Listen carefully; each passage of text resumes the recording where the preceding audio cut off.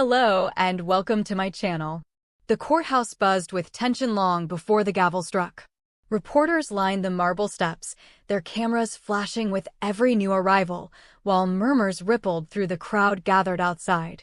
This was not an ordinary day, nor an ordinary case.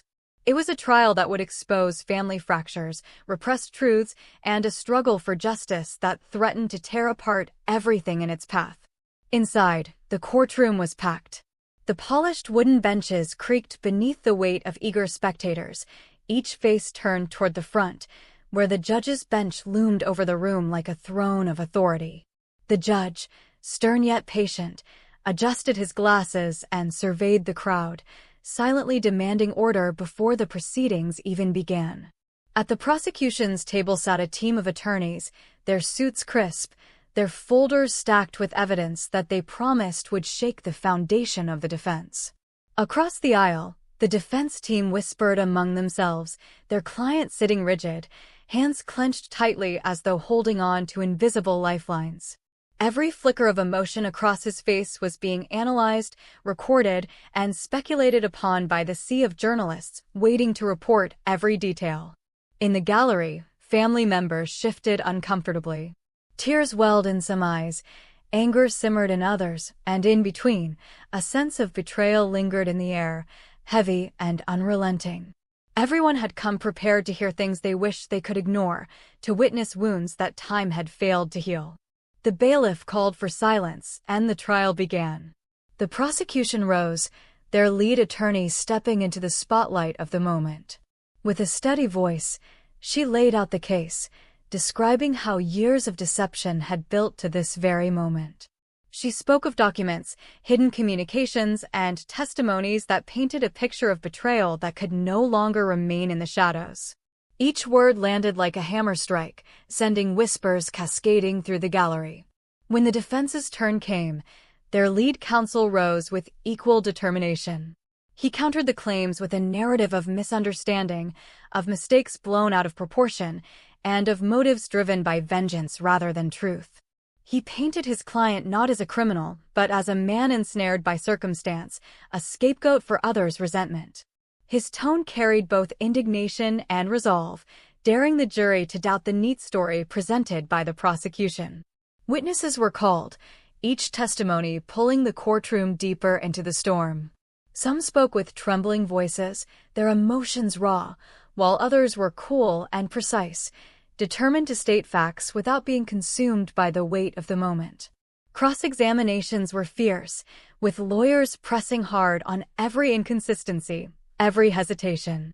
Gasps punctuated the air as revelations tumbled out, leaving jurors scribbling notes with furrowed brows.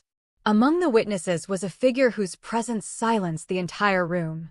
When she walked to the stand, the creak of her heels against the wood seemed to echo louder than thunder. She paused before taking the oath, her eyes scanning the room until they locked briefly with the defendants. In that glance, the entire trial seemed to hang suspended, as though the truth itself was waiting to be spoken. Her testimony was both heartbreaking and illuminating.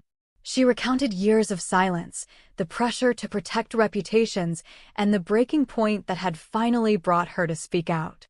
Her words quivered at times, but each syllable carried the weight of lived experience that no lawyer's questioning could entirely dismantle.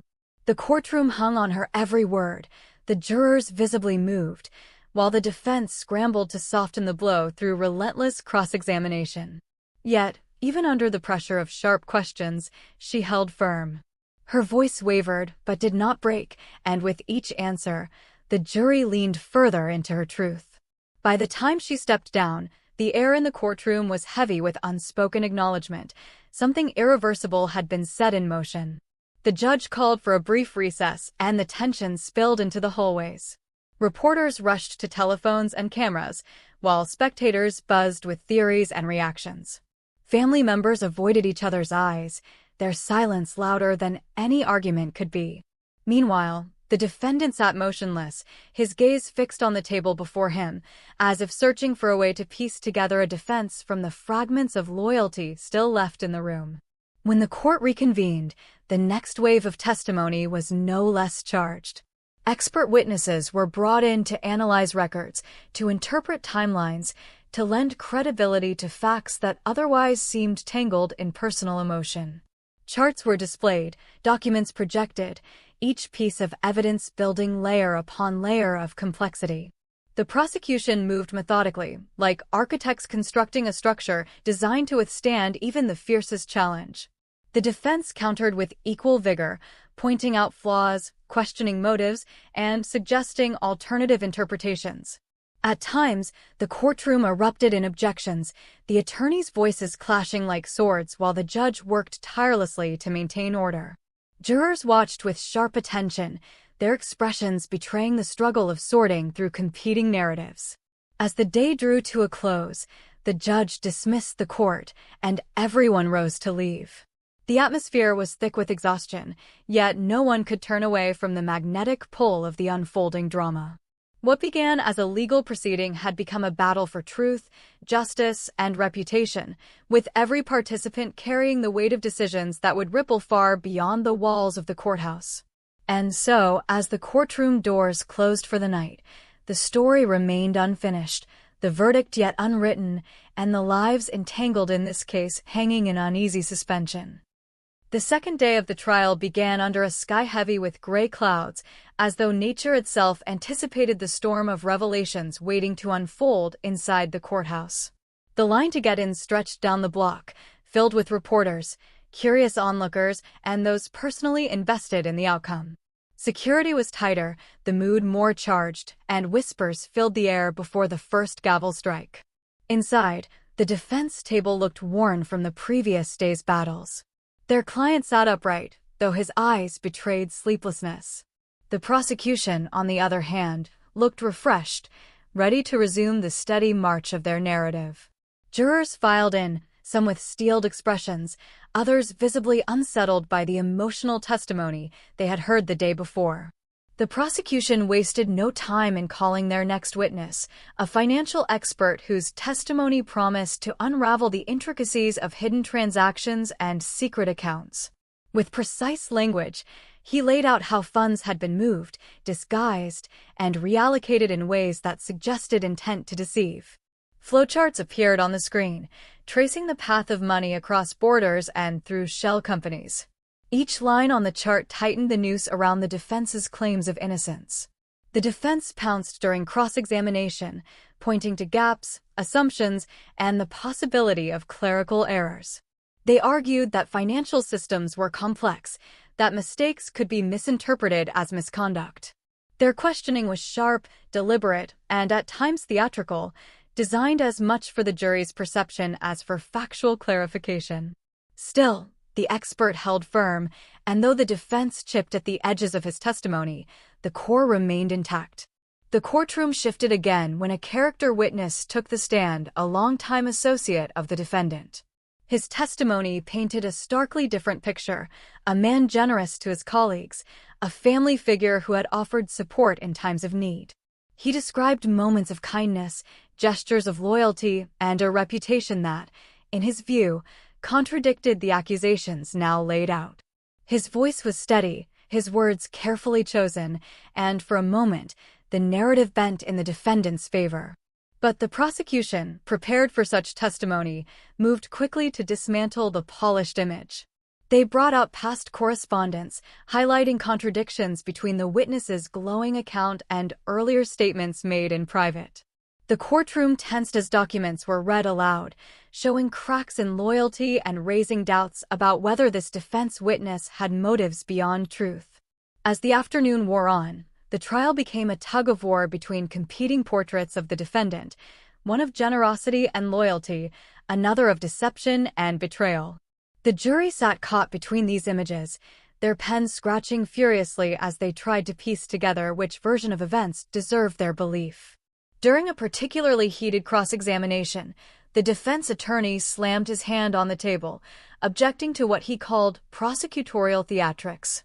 The judge intervened, his gavel echoing sharply, reminding both sides of their duty to decorum. The tension was palpable, every objection, every ruling landing like another stone on a scale of justice that seemed to tip back and forth with each passing hour. When court recessed for lunch, the atmosphere in the hallways was electric. Reporters rushed to deliver updates, talking heads debated strategy live on camera, and spectators speculated loudly about the momentum of the case. Inside a small waiting room, the defendant's family huddled together, faces etched with exhaustion and fear. Some whispered words of encouragement, while others stared silently, grappling with the harsh reality of the public spectacle. The afternoon session brought another emotional witness, a family member whose testimony carried both love and pain. With trembling hands, they described a man torn between obligations and desires, someone capable of warmth but also secrecy. Tears flowed freely, and the courtroom shifted uncomfortably as personal details, long shielded from public view, spilled into the open. Cross-examination tested the limits of compassion, with the defense pressing hard on inconsistencies, but the damage was done. The jury had seen the human cost, the collateral damage left in the wake of choices that could not be undone. By the time the witness stepped down, the courtroom was drained, the silence thick with the weight of revelations. As the day drew to a close, the judge reminded the jurors not to discuss the case outside the courtroom, though it was clear their minds were already racing. The defendant exhaled heavily, his shoulders slumping as if each word spoken had chipped away at his defenses. The prosecution, satisfied with their progress, organized their files for the next day, confident that their strategy was working. The gavel fell, and once again the trial paused, but the story pressed on, unresolved and growing more tangled with every passing hour. By the third day, the courthouse had become a theater of anticipation. Crowds gathered earlier, their curiosity swelling as rumors of new, explosive evidence spread like wildfire. Inside, the atmosphere was taut, the kind of silence that hummed with expectation. The prosecution began the day with a dramatic flourish. They introduced a key piece of evidence, a series of recorded conversations. The room leaned forward as audio played, the defendant's voice unmistakable, discussing matters that undercut his defense's claims of innocence. The words, captured in grainy clarity, painted a troubling picture, and the jury's pens moved furiously across their notepads. The defense objected, arguing about the context, the legality of the recordings, and the interpretation of tone and intent. Heated exchanges erupted, the attorneys' voices rising until the judge intervened, demanding order. After a lengthy sidebar, the recordings were allowed, though with limitations. The damage, however, was already done. The jury had heard enough to raise serious questions, and no amount of legal framing could erase the impact of those voices echoing through the courtroom. Next came a surprise witness, one the prosecution had kept tightly under wraps. When the name was announced, gasps rippled through the gallery. The witness, a former confidant of the defendant, walked to the stand with visible unease, aware of the gravity of their testimony. They spoke of private meetings, whispered plans, and a culture of secrecy that surrounded the defendant. Their words were measured, cautious, but each detail painted a picture of intent that the defense had fought hard to deny. The defense attacked relentlessly, questioning credibility, hinting at ulterior motives, and bringing up past grievances. But the witness held steady, acknowledging their own flaws yet insisting on the truth of what they had seen and heard. The clash was gripping, the jury caught between skepticism and belief, their faces betraying the difficulty of weighing testimony born out of fractured loyalties. By midday, the trial felt like it had shifted on its axis. The defense scrambled to reassert control, calling an expert to analyze the recordings and suggest alternate explanations. The expert's calm demeanor and technical language provided some relief, offering jurors a framework that could soften the sting of the earlier testimony. Still, the image of the defendant's voice in those recordings lingered like a shadow over the proceedings. The afternoon session brought further drama when another family member took the stand, this time in defense of the accused. They described him as misunderstood, someone whose private words did not reflect his true heart.